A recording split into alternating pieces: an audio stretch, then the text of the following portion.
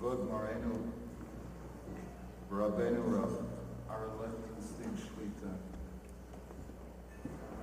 Rashi Yeshiva, Rabbanim Mechubadim, beloved friends.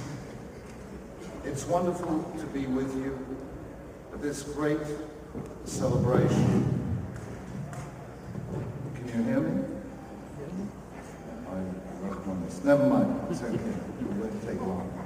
At this great celebration of a truly great institution. Friends, Yeshiva Har Etzion is a place whose Torah I love, whose teachers I admire, and whose Talmidim v'Talmidot are the mainstay and inspiration of our community, as of yours. Because of that, I want to tell you a little story of an extraordinary moment that helped me understand the global significance of Yeshivat Har Etzion in a way I hadn't fully understood before. And this particular moment happened quite unexpectedly to Elaine and myself yesterday afternoon. Here it is. We know that everything that happens v'hashgacha prodis, but sometimes it's easier to read God's handwriting than at others. As one Rav with whom I was being Masadi Kiddushin once said, I remember this under a chuppah, he said to the Chazan Kala, "Dear Chazan Kala, we know all marriages are arranged in heaven, but in your case, heaven was having a particularly good day." Elaine and I came from the airport yesterday afternoon to the hotel in a taxi.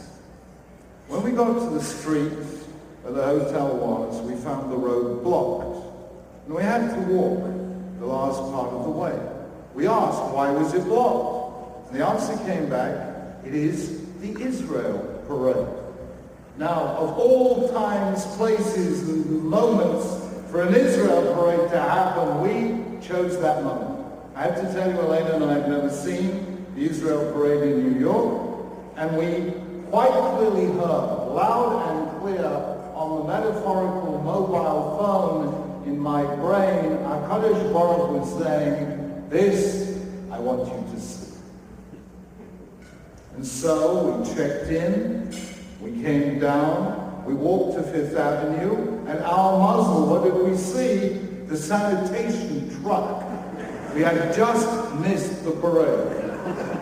However, I then realized that when it comes to a parade, if you can run forward fast in space, then in effect you can run back in time. So we ran and we caught up with the last group, who were a group of bikers on Harley Davidsons, waving Israeli flags, which I have to tell you, coming from England, is not a sight you see every day. And we kept running and running until we were in the middle of the parade, and it was beautiful, it was wonderful, it was joyous, it was exuberant. I have never seen anything like it. And that was when I understood how Israel has transformed Jewish life, not just in Israel, but everywhere.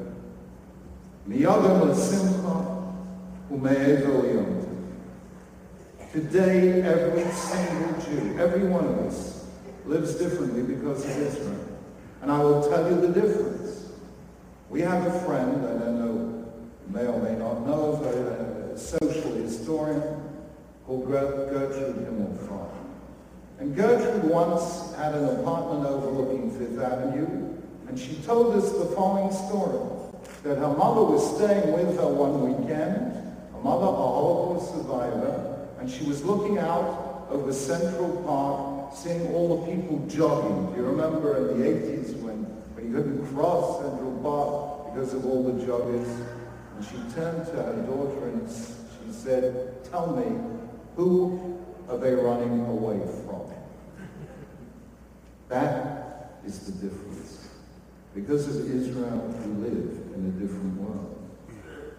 So I kept running forward. Elaine and I kept running forward, and then we found ourselves in the middle of a group of at least 1,000 young men and women from Yeshiva University.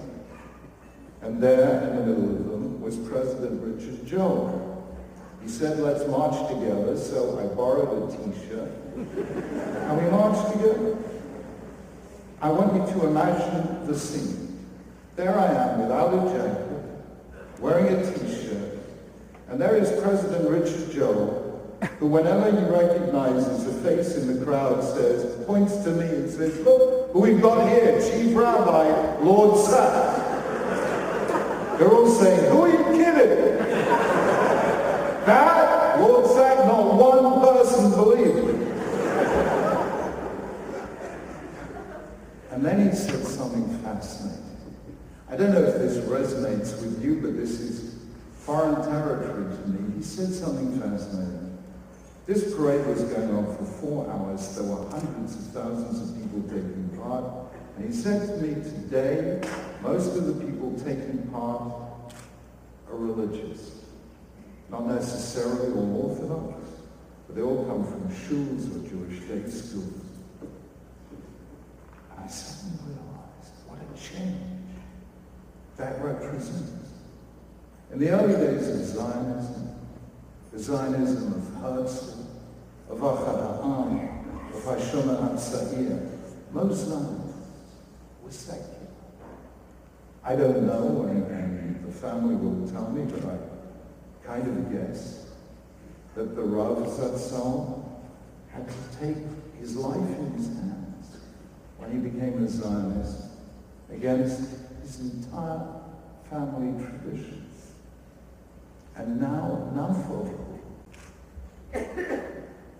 Today, there is a phenomenon becoming more and more widespread in Europe. Tell me, is it happening here in the United States, that secular Jews, sometimes even secular Israelis, become the most vociferous public critics of Israel? Sometimes,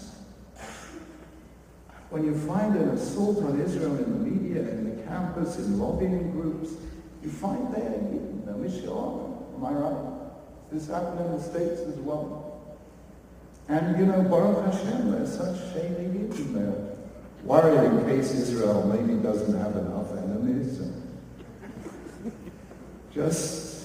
And you know, the scariest statistic of all, one that shook me rigid when I read it a few years ago. It was taken here in the United States. 56% of young American Jews said, if Israel ceased to exist, I would not consider that a personal tragedy.